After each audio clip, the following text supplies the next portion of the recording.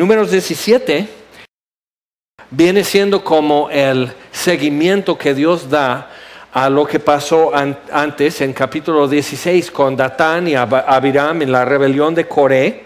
Y para rápido recordar algunas partes de eso, Coré era de la casa de Leví, era de la misma el mismo linaje que Moisés y venía siendo como un primo de Moisés y Aarón. Entonces él instigó y calentó la cabeza de 250 hombres de todas las diferentes tribus de Israel, entonces a decir que todos podemos tener la autoridad, todos podemos hablar, no es nada más Moisés y todo, que es muy humano. O sea, eso sucede en escuelas, en empresas, en familias, en colonias, y quitan la mesa directiva y ponen otra. O sea, eso es muy humano ser así.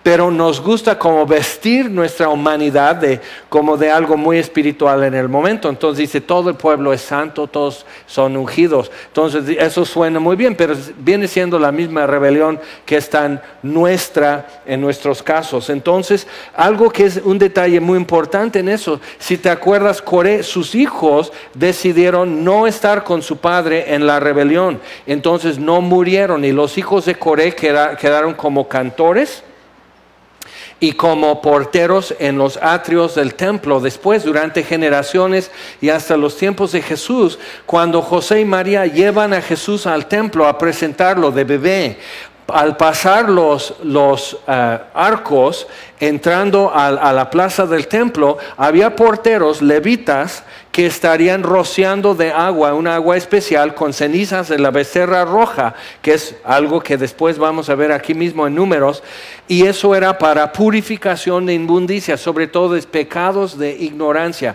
algo que tú hubieras hecho y no sabes ni siquiera qué fue y ni siquiera para pedir perdón.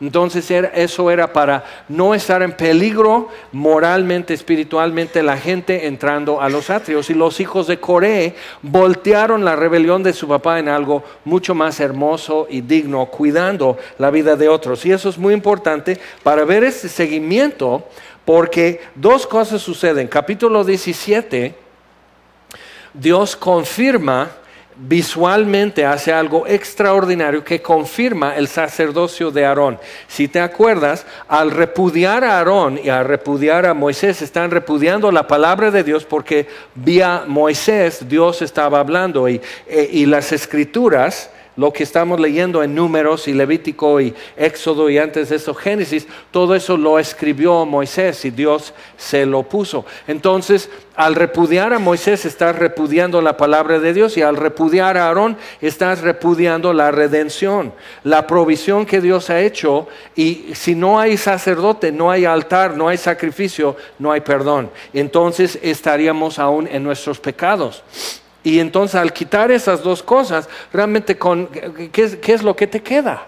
¿Cuál es tu esperanza entonces delante de Dios? Y capítulo 17, entonces Dios hace un seguimiento con todo eso. Luego habló Jehová a Moisés diciendo, habla a los hijos de Israel y toma de ellos una vara por cada casa de los padres, de todos los príncipes de ellos, 12 varas conforme a las casas de sus padres, y escribirás el nombre de cada uno sobre su vara. Y escribirás el nombre de Aarón sobre la vara de Leví, porque cada jefe de familia de sus padres tendrá una vara. Entonces son 12 varas en total.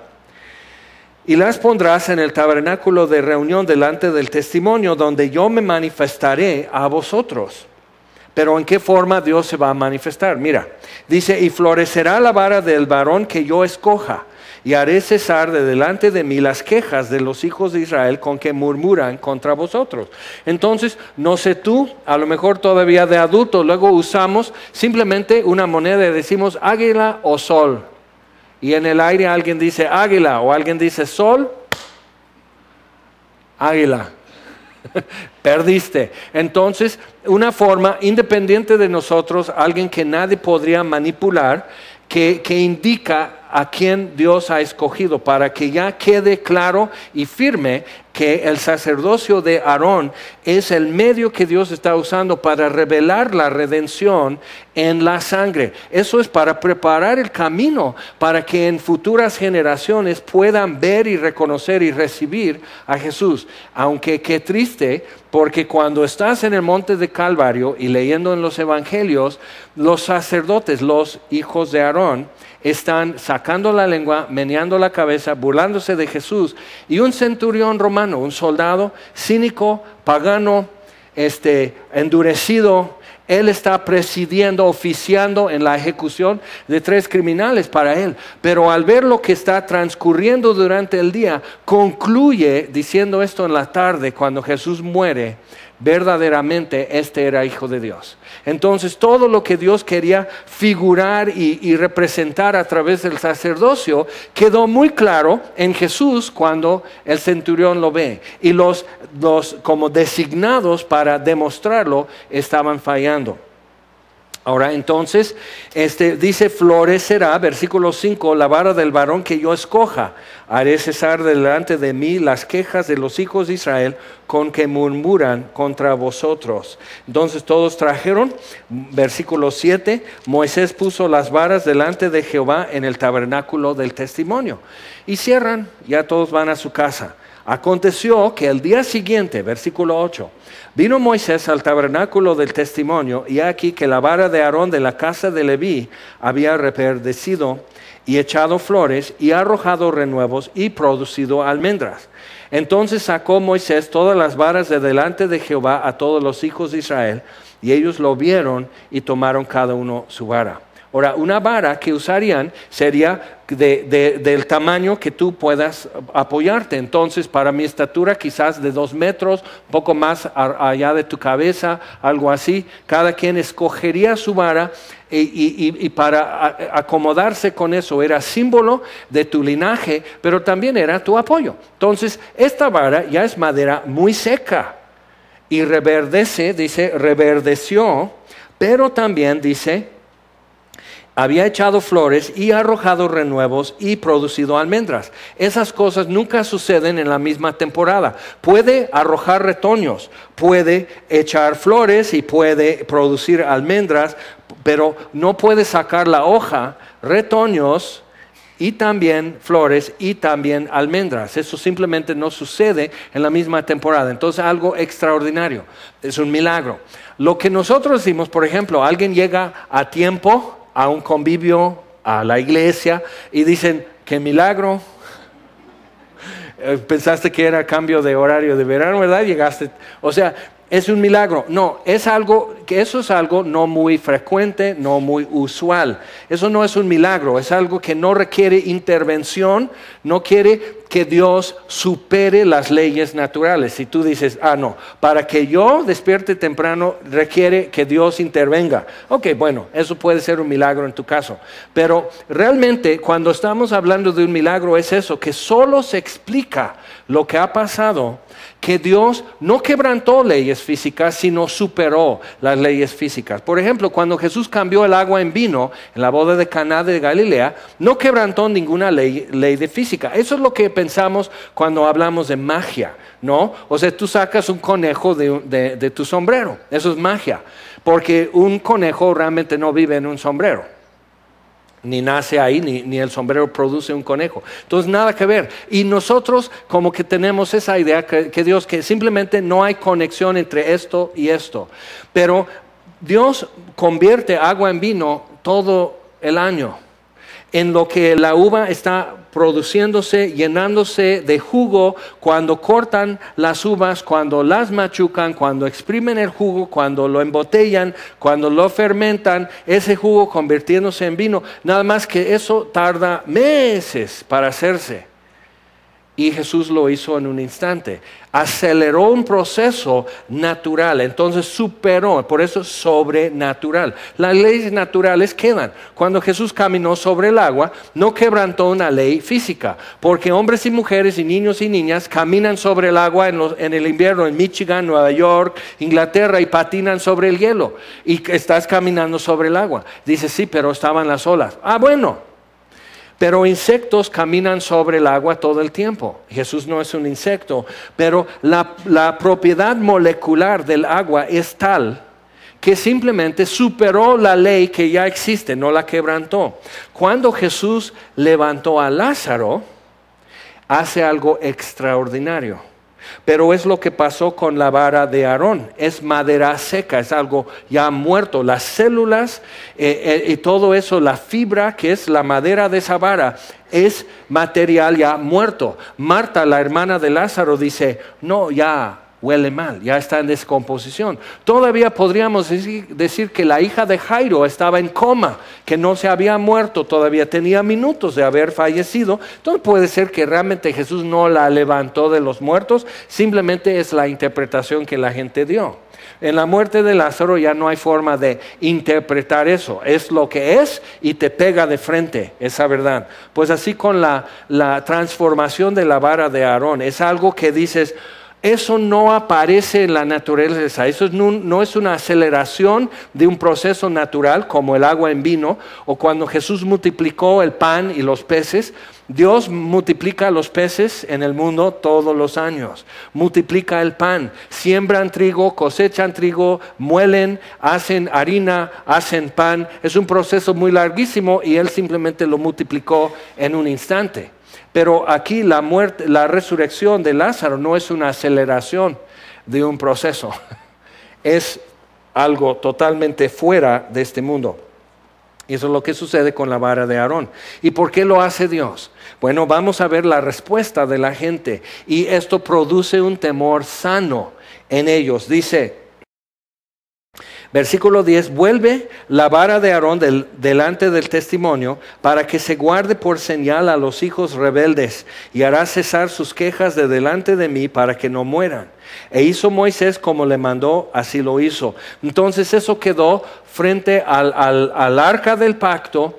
En eso iban a tener una olla con maná. Cuando ya no iban a comer maná, eso quedó como recuerdo, maná que no se iba a echar a perder dentro del arca. Y también iban a poner ahí la vara de Aarón como muestra también de que este sacerdocio lo reconoce Dios. No fue por votación, no fue por una carrera que estudió Aarón o algo así, no por virtud. Él no fue un hombre perfecto, acuérdate, él presidió en la hechura del becerro de oro cuando Moisés recibía los mandamientos en el monte. Dos de sus hijos, tan inatentos, tan despreocupados, tan muy acá con su propia opinión, murieron ofreciendo fuego extraño, porque tomaban las cosas que Dios decía como que, ajá. Y acuérdate, esta gente, todos ellos salieron de Egipto paganos, tienen 400 años viviendo en esclavitud en Egipto, tienen 400 años absorbiendo la cultura y la perspectiva y el punto de vista de un pueblo pagano. Y el ser humano, como dice San Agustín, nuestro corazón es una fábrica de ídolos. De por sí nosotros somos idólatras, no tienes que aprenderlo, ya lo eres. Lo que tienes que hacer es cambiar de eso, dejar de ser eso. Entonces, todo eso sucede y ellos están apenas conociendo, están rehaciendo su idea de quién es Dios. Acuérdate, ellos están con la idea de que si Dios está aquí, no está aquí a la vuelta de la esquina. Y en cada ciudad vas a tener que ponerte a cuentas con el Dios de esa ciudad o ese valle o esa montaña. Y si vas en un viaje del mar, tienes que ponerte a cuentas con el Dios del mar y así para todo. Entonces de repente estás hablando con el Dios Altísimo.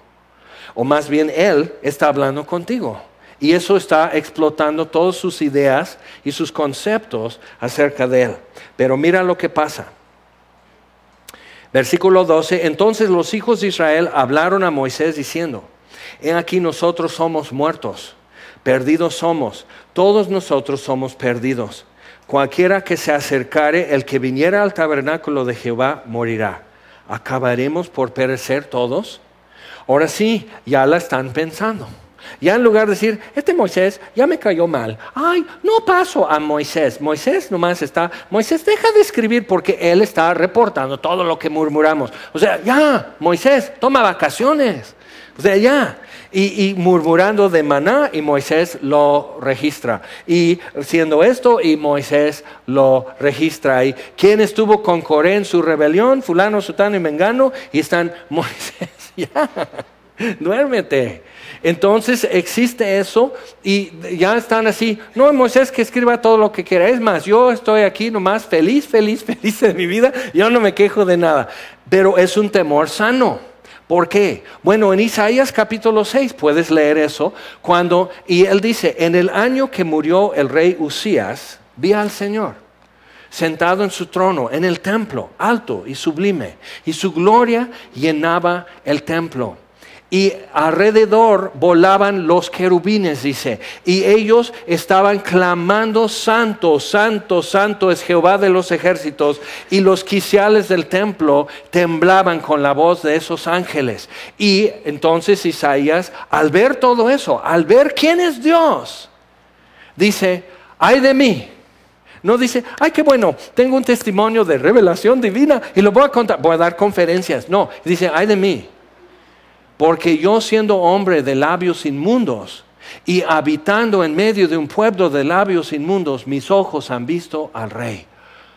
Y no, o sea, yo no soy apto, yo no estoy preparado, yo no puedo enfrentar esto. Es un temor sano. Y mira cómo responde Dios. Uno de los ángeles toma una brasa encendida del altar y toca la boca de Isaías, esos labios inmundos, y dice, he aquí es perdonado tu pecado.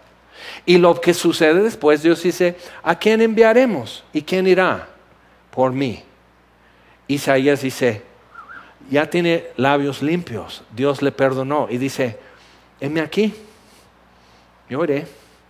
Ya hay confianza. Y el temor sano, ese temor, ay de mí, soy muerto. Cuando ves quién es Dios, es el preliminar a que Dios te perdone y ya tengas confianza con Él, ya puedas acercarte sin miedo. Entonces, ¿qué sucede? Ya en el Nuevo Testamento con Saulo de Tarso, el futuro apóstol Pablo. Él cambió su nombre, se puso un apodo que es Pablo, que significa pequeño. Porque él así, y dice, yo soy el más pequeño entre todos los santos. Todos los creyentes, o sea, él se calificó como muy pequeño. Sí sabes quién es el santo más pequeño, más que él, santito. Ok, entonces, perdón, no me pude resistir ese. Hay otro más pequeño, ¿quieres saber cuál es? Es San Francisco de Asís.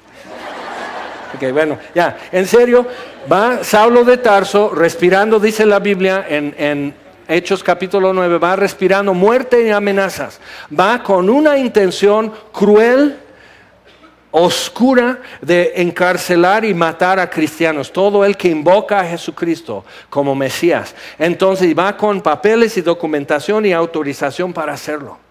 Y Jesús se le aparece en el camino. Y están en Siria a mediodía y el rostro de Jesús brilla más que el sol y le deja ciego a Pablo y le tira de su caballo, el caballo espantado, el caballo no queda ciego porque el caballo no tiene labios inmundos y puede ver a Dios y no le pasa nada. El ser humano es el problema. Entonces el caballo asustado, los soldados todos están así, todos están con miedo, temblando, y está hablando Jesús en hebreo con Pablo. Muy importante con eso, ver que Dios habla con nosotros en el idioma que tu mamá te arrullaba. Lo que más te llega, cuando empezaste a conocer el lenguaje humano, en ese punto es donde Dios ya está conviviendo contigo y hablándote. No más que no disiernes y no entiendes lo que te está diciendo. Pero mira lo que vamos a ver acerca del sacerdocio. Entonces, ellos dicen, he aquí nosotros somos muertos. Pablo dice, Señor, él dice primero a Pablo, Saulo, Saulo, ¿por qué me persigues? Te es duro dar cosas contra el aguijón. O sea, le está diciendo, y eres una bestia, además, Saulo. Pero hasta con humor. Pero él está viendo la gloria de Dios y dice, ¿quién eres? Dice, soy Jesús, a quien tú persigues. O sea, ahora vine a desquitarme. O sea, nosotros humanamente diríamos, si yo estoy vengando el honor de Dios, persiguiendo a cristianos, entonces el que se va a vengar de mí es Cristo, ¿no? Entonces, Saulo de Tarso igual, ay de mí, soy muerto. Entonces, ¿qué dice? ¿Qué quieres que yo haga? ¿Que caiga sobre mi espada? ¿Que me dé un plomazo? ¿Que tome veneno? ¿Que me ahorque? ¿Que me eche al mar? ¿Que me eche al fuego? O sea, ya, tú ganas. Dice, levántate, entra en la ciudad y yo te voy a mostrar lo que tienes que hacer. Y entonces otra vez, ay de mí, te perdono, y lo envía. La mujer adúltera, la traen ante Jesús. Él dice, el que esté sin pecado tire la primera piedra. Eso realmente lo que él está pidiendo. No es que el que sea perfecto, sino el que sea testigo. Porque nadie podía hacerlo, ser testigo, y tenían que registrarlo como testigo ocular. Yo la caché, como quien dice. Entonces, el que esté sin pecado, arroje la primera piedra. Eso es la ley escrita. Jesús no está suspendiendo la ley.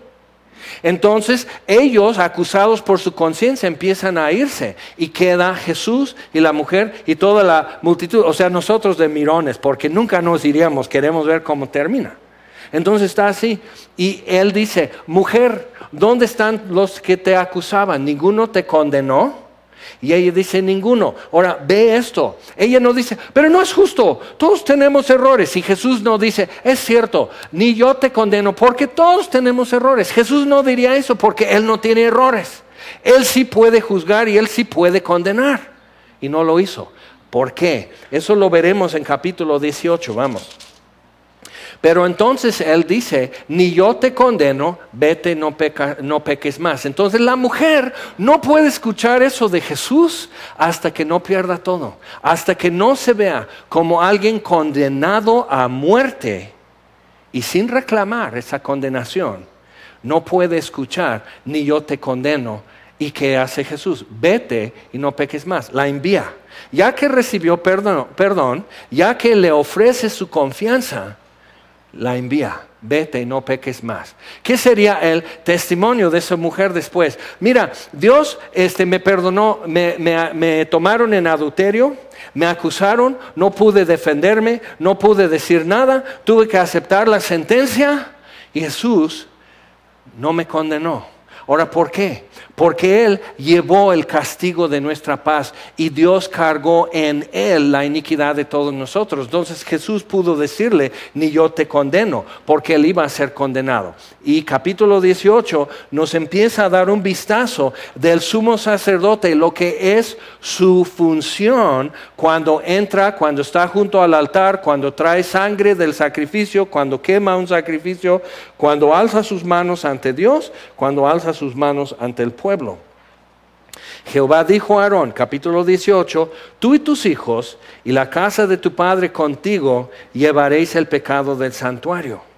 Y tú y tus hijos contigo llevaréis el pecado de vuestro sacerdocio. Entonces lo que tú hagas mal, tú también pagas. Lo que ellos hacen mal, tú lo pagas. Es como ser el hermano mayor. ¿Nunca tuviste eso? O sea, tú tenías que ser castigado por lo tuyo, lo que hacía tu hermanito, porque tú lo estabas cuidando. Y dice, pero mi hermanito es muy travieso. Cuídalo. Entonces, Aarón tiene que asumir la responsabilidad por la nación.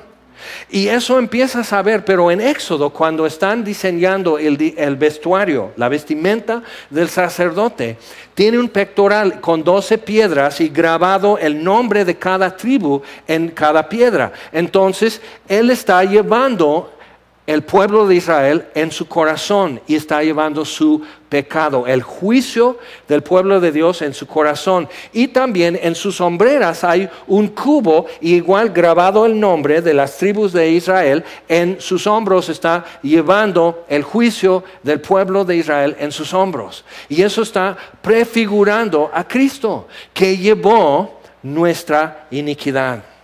Y Dios cargó en Él nuestro pecado y el castigo de nuestra paz, ¡zas!, fue sobre Él. Él asumió la responsabilidad por lo suyo y por lo de la nación.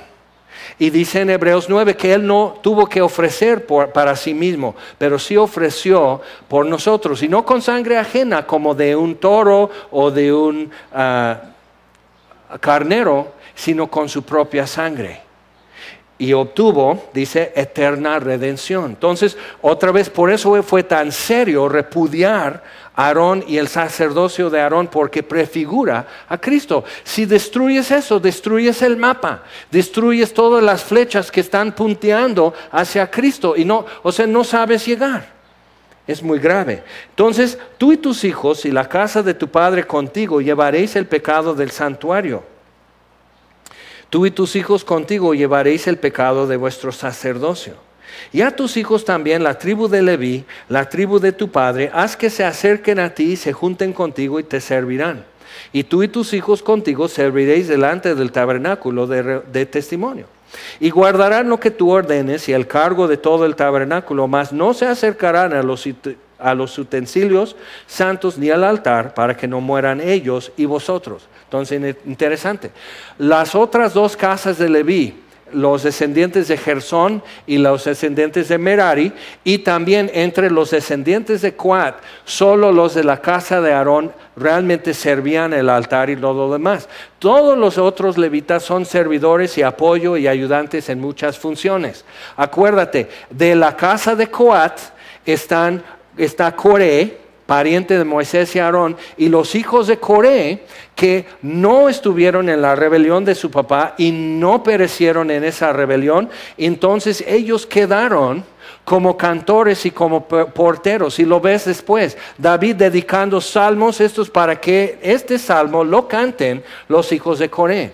Y ellos tomaban el agua de la becerra roja, el agua de las cenizas de la becerra roja, y rociaban a la gente entrando a la plaza del templo. Entonces, cuando Jesús y sus discípulos van subiendo al templo, cuando lees en los evangelios que Jesús se sentó en el templo, está en los arcos alrededor del templo, en los techados, en sombra, juntaban los rabinos, sus discípulos, y enseñaban Jesús, pero todos pasaban y les rociaban. Y si tú ibas como padre de familia, llevando a tu chavito así en los brazos, y papá, ¿qué van a hacer? Nos van a rociar con agua, y así, y te salpican y todo eso, y así, y tú ves a tu hijo en los ojos y se ríen, pero Dios está quitando la inmundicia por pecados desconocidos o de ignorancia.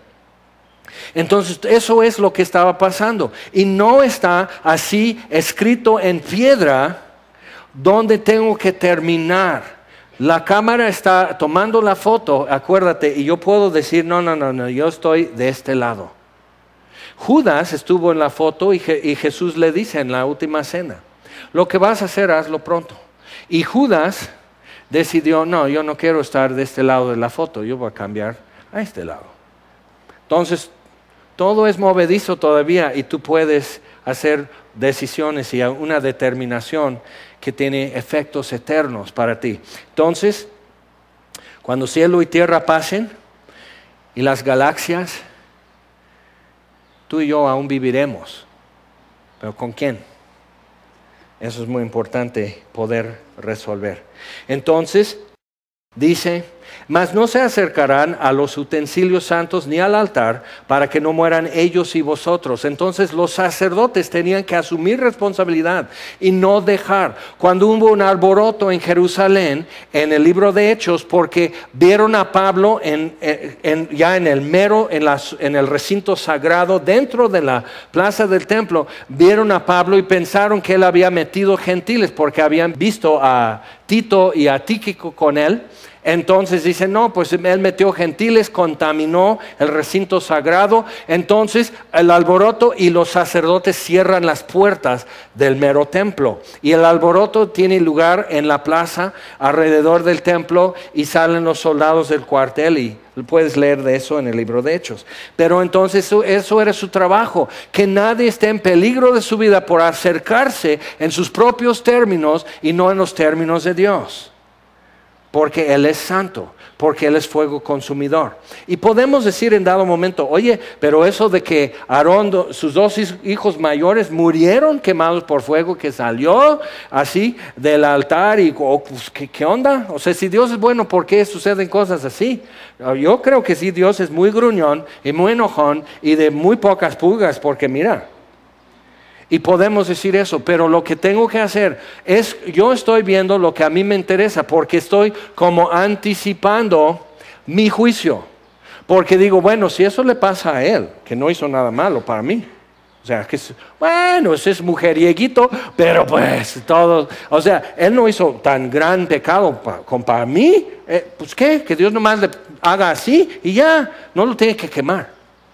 Pero yo estoy anticipándome a mi juicio diciendo, ¿verdad Dios que eso no es muy malo? ¿Verdad Dios que eso no merece la paga del pecado, que es muerte? ¿Verdad que no?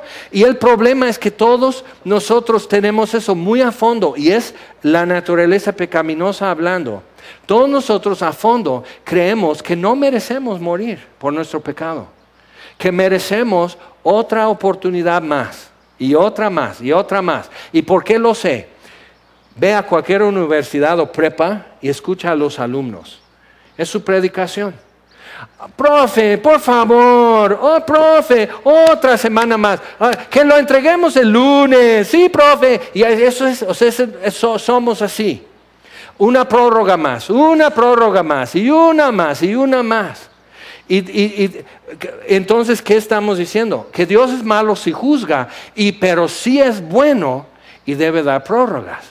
Entonces con nuestra boca estamos ya escribiendo nuestra sentencia, porque primero admito que hice mal, dos, admito que Dios es bueno. Entonces si el mal merece un castigo y Dios es bueno, ¿quién es el malo? Oh, yo. Y no podemos realmente sostener ese argumento de que yo no merezco morir.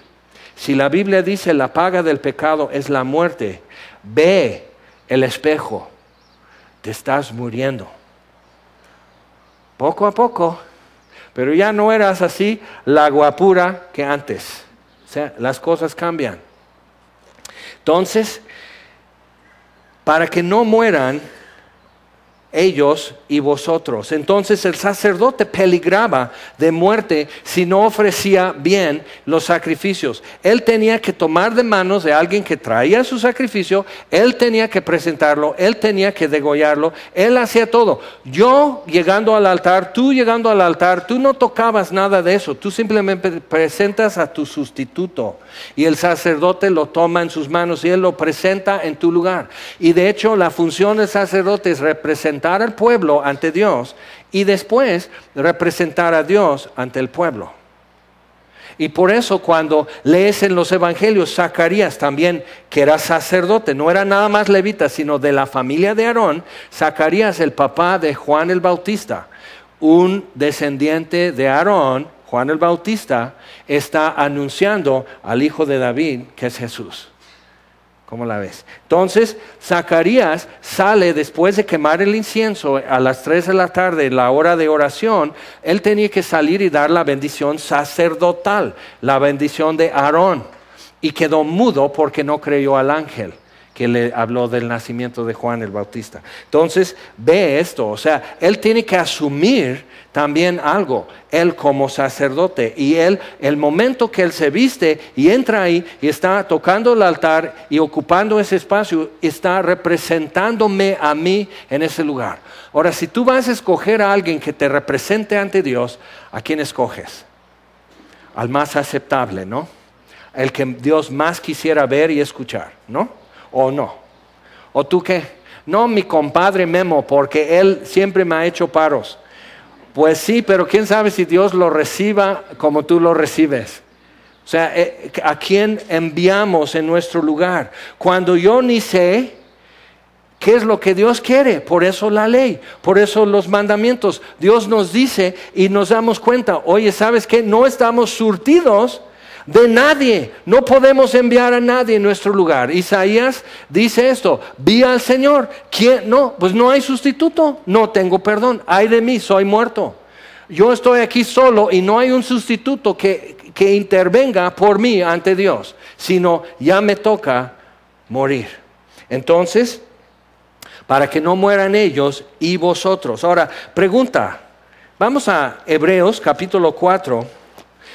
¿Te acuerdas de esas locuras que antes hacías en tu juventud depravada y despistada? Hace 6 meses. ¿Te acuerdas de esas cosas? Piensa en lo que hoy más te da vergüenza, que no quisiera, o sea, darías mucho porque eso nunca se publicara. Nomás piensa en eso. O sea, dices, y que probablemente dices, bueno, yo sé que Dios perdona los pecados y que Cristo murió por mis pecados. Espero que esto venga incluido en el paquete. Que todavía hasta dices, estoy haciendo muchas cosas para hacerle a Dios olvidar aquello. Ok, entonces, mucho de lo que nos pasa es que no hemos captado bien el sacrificio de Jesús. Cuando pensamos eso, que es normal, es muy frecuente. Hebreos 4, versículo 14, hablando acerca de Jesús como fiel sacerdote, como nuestro sumo sacerdote fiel, el que es presentable ante Dios, que pueda presentarse ante Dios, que pueda representarme ante Dios, no enviado por mí, sino tomado de parte de Dios. Dios envió a su Hijo y Dios recibió a su Hijo. Yo no tuve que ver realmente, pero sí soy el beneficiario. Entonces, versículo 14, por tanto, teniendo un gran sumo sacerdote que traspasó los cielos, Jesús el Hijo de Dios, Él no entró en el templo en Jerusalén jamás. Solo un sacerdote lo podría hacer. Pero Él entró en la realidad, en el cielo, de la cual el templo en la tierra simplemente era como una maqueta. Era nada más como una figurita que nos ayuda a entender las distancias, las necesidades del hombre. Acuérdate lo que vimos en la hechura del tabernáculo. Tú al entrar tenías que inclinarte y hacer reverencia. Y tenías que estar frente a un altar y ver arder tu sustituto delante de tus ojos. Y a través de tu sustituto alzar la mirada y mirar hacia el lugar santísimo. Y al consumirse tu sacrificio, se desaparece el último obstáculo y puedes ver hacia el lugar santísimo, pero hasta ahí nomás. Entonces, todo eso que hace Dios, y el sacerdote entra y persigna el piso del tabernáculo, porque entra y primero prepara aquí los panes y luego atraviesa aquí, hace reverencia, luego atraviesa aquí, arregla el candelero, y luego se presenta aquí para quemar el incienso. Entonces se está haciendo esto en el piso, con sus pisadas en la arena del desierto de Sinaí. Siglos y siglos después en el templo de Salomón, trazando las figuras en la Pascua, con la sangre del Cordero de la Pascua, persignando sus puertas, pintando una cruz de sangre en las puertas y así. Y finalmente un pagano que nunca tuvo nada de eso. ¿Conoces a alguien así? Ve a Jesús crucificado. El centurión dice, seguramente esto fue el Hijo de Dios. Y los que tenían que tener eso ya marcado y grabado en sus retinas y en su alma, no reconocieron. Ok, entonces es tan importante nosotros decir, ok, que esto entre de alguna manera, que penetre, que queme algo en mi entendimiento. Entonces tenemos un sumo sacerdote, no si tuviéramos, sino teniendo un gran sumo sacerdote que traspasó los cielos, Jesús el Hijo de Dios. Retengamos nuestra profesión. Nuestra profesión es ese momento, como cuando Pedro dice, tú eres el Cristo, el Hijo de Dios viviente. Y Jesús dice, bienaventurado eres Simón, hijo de Jonás, porque carne y sangre no te revelaron esto, sino mi Padre que está en los cielos. Ese momento cuando Dios te muestra la verdad y tú dices, tú tienes la razón. Es arrepentimiento y sueltas tus derechos. Saulo de Tarso, tirado en el suelo, viendo la gloria de Jesús, diciendo, tú tienes la razón. Isaías, tú tienes la razón. Moisés en el desierto, la zarza que ardía, tú tienes la razón, iré a Egipto. Daniel, los amigos de Daniel, Esther, lee tu Biblia Llega el momento en la vida de un niño, una niña, un hombre, una mujer, en que tenga que decir, tú tienes la razón, mi vida es tuya, mi voluntad es tuya, mi destino, mi futuro es tuyo. Yo ya me vi morir y tú me levantaste. Es eso. Entonces, retengamos nuestra profesión, porque no tenemos un sumo sacerdote que no pueda compadecerse de nuestras debilidades, sino uno que fue tentado en todo según nuestra semejanza, pero sin pecado. Ouch, pero así es. Entonces piensa, si te acuerdas de aquello, ya lo escondiste otra vez. Yo no te dije que volvieras a guardar en papel de China, en el buró, ese pecado, esa estupidez de tu pasado que te da más vergüenza. Sácalo otra vez, por favor. Por esta razón, ¿te das cuenta que Jesús estuvo contigo en ese momento? Él no se salió chiviado. Ay, no puedo creer que Jaime está hablando así. No puedo creer que Jaime esté corriendo su coche a esa velocidad. No puedo creer que Jaime esté pensando, planeando eso. No se fue, no se salió. Y estuvo contigo en todo y está contigo en todo. No a gusto, no consiente, no lo autoriza, pero tampoco nos deja. Entonces Él entiende tus rollos. Él entiende y conoce tu condición de primera mano. No le tuvieron que contar. Entonces muchas veces vamos y confesamos, Señor, perdona mi rencor que tengo con la vecina, y ahí le explicamos, y en lo que estamos explicando nuestro rencor, estamos justificando el rencor. Tengo ese rencor y con mucha razón, Señor, porque mira cómo me ha hecho, ella es una chismosa, pero perdóname. O sea, ponte de acuerdo primero y luego vienes y me pides perdón. Confesar es poner la etiqueta que Dios pone. Es homologueo, que es decir lo mismo. Entonces no es decir mujerieguito, es decir adúltero. No es decir, pues es manos largas, es ladrón. ¿Ok? Entonces es eso. No es chismosita, es calumniadora. Entonces cuando yo me pongo las etiquetas que Dios ocupa, la terminología que Él usa, digo, ay de mí, que soy muerto, que tengo labios inmundos, habito en un pueblo de labios inmundos y mis ojos han visto al Rey y no estoy preparado. Y Él quita tu pecado. Cuando yo veo a Dios como es Dios, cuando yo por fin como el centurión veo cómo es, me veo como soy y puedo decir, y ya me vi morir, para que Dios me levante, para que Dios me perdone. Y si no ha pasado, si aún sigo como terqueando y negociando y diciendo, no, pero es que esto, y Dios no tiene derecho a demandar estas cosas de la humanidad, porque bla, bla, y todavía es que no he visto que Jesús fue crucificado. Eso no es una verdad funcional en mi vida todavía, si no entiendo por qué murió Jesús. Murió por mí.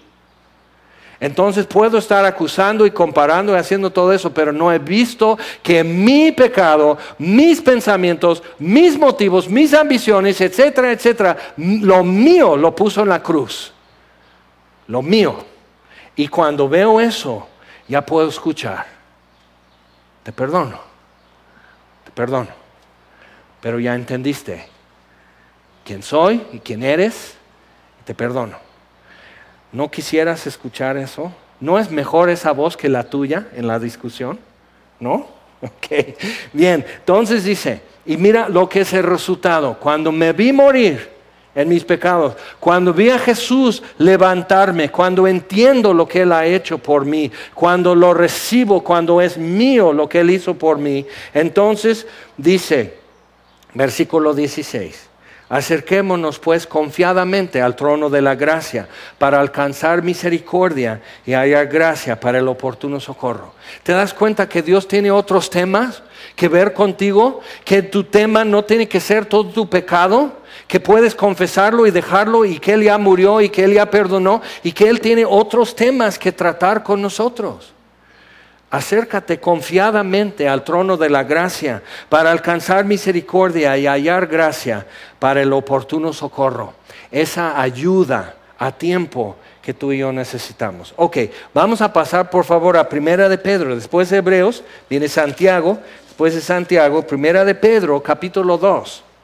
Tenemos que ubicarnos, vamos al grano con eso. Primera de Pedro 2, 24, casi al final del capítulo 2, hablando de Jesús, dice: quien llevó él mismo nuestros pecados en su cuerpo sobre el madero. Él llevó, como Aarón tenía que llevar y tomar el riesgo de presentarse como sustituto, llevando culpa ajena ante Dios. Tenía que arriesgarse. Jesús se arriesgó y le fue mal. Llevó lo mío ante Dios y murió. Es mucho veneno. Y yo me creo una buena persona, ¿tú? No como me crees, sino como te crees. O sea, tú te crees una buena persona, más o menos buena onda. Dios ha tenido algo de meses que yo me estoy dando cuenta. Me trae un recuerdo de mi niñez y me doy cuenta. Yo no era un pingo, yo era el pingo.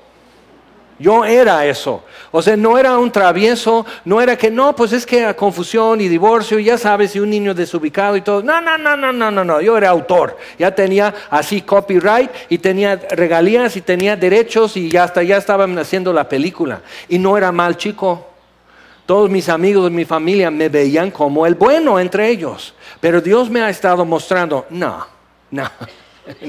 Cállate. No. Simplemente no, pero te amo y te perdono y pagué tu pecado. ¿Podemos hablar de otra cosa?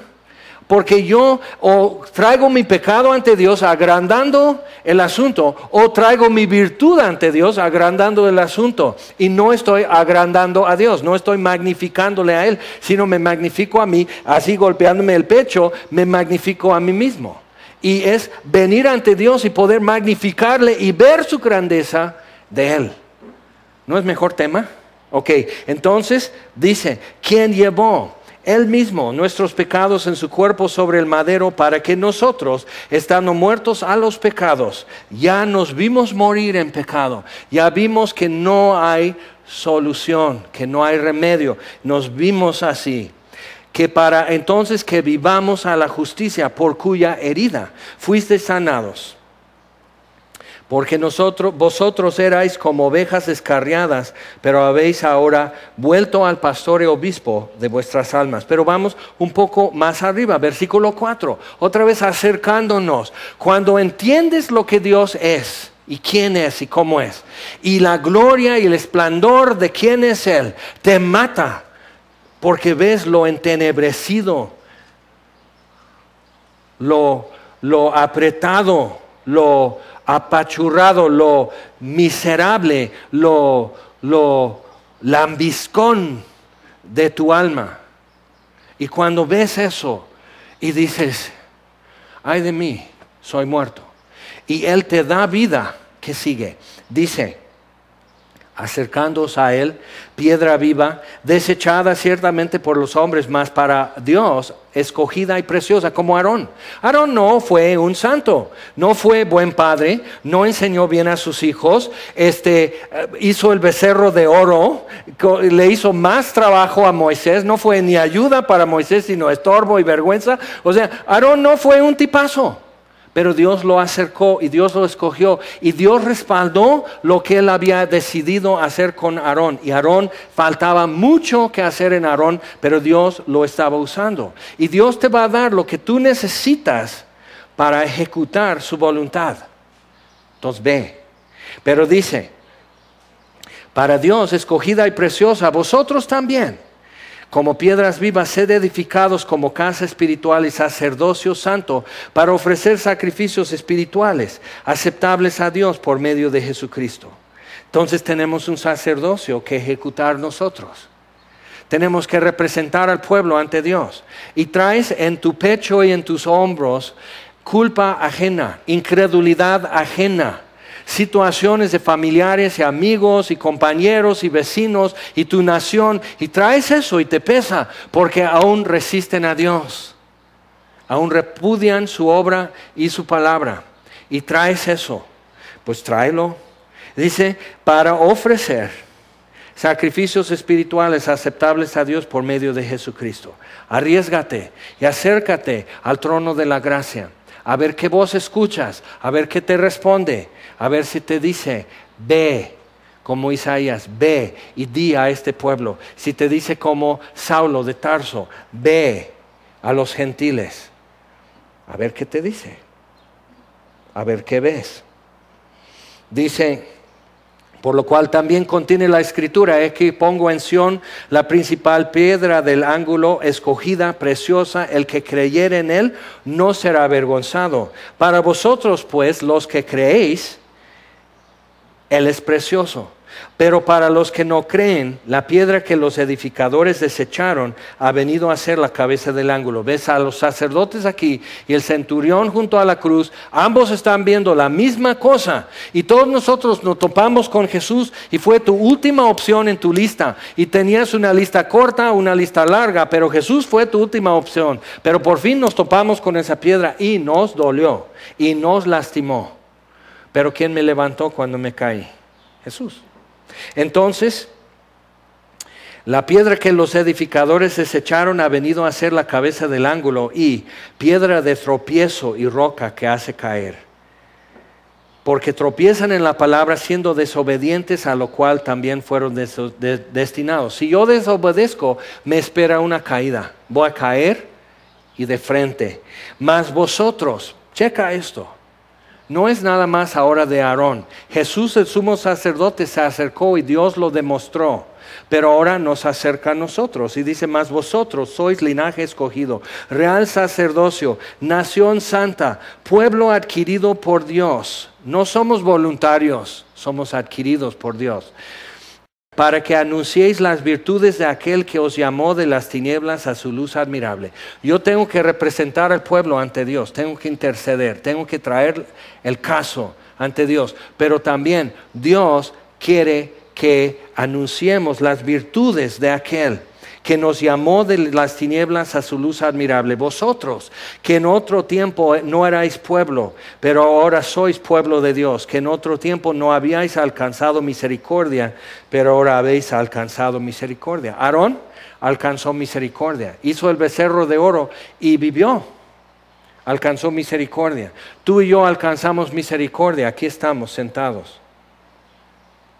Estamos oyendo la palabra de Dios y no nos mata. Oímos a Dios en nuestros oídos. Su mano toca nuestro pecho y no nos mata.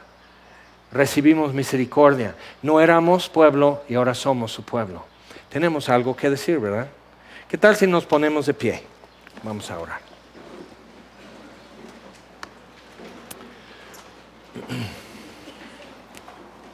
Nuestro Dios, te damos gracias. Padre nuestro, gracias por enviar a Jesús. Gracias por dar a Jesús, por hacer toda una obra de redención, ofreciendo más de lo que era necesario a un pueblo que aún no lo sabe agradecer. Y aquí estamos, Señor, queriendo, pero todavía no sabemos agradecerte. No hemos podido sondear, no hemos podido llegar a las orillas de tu amor y tu perdón.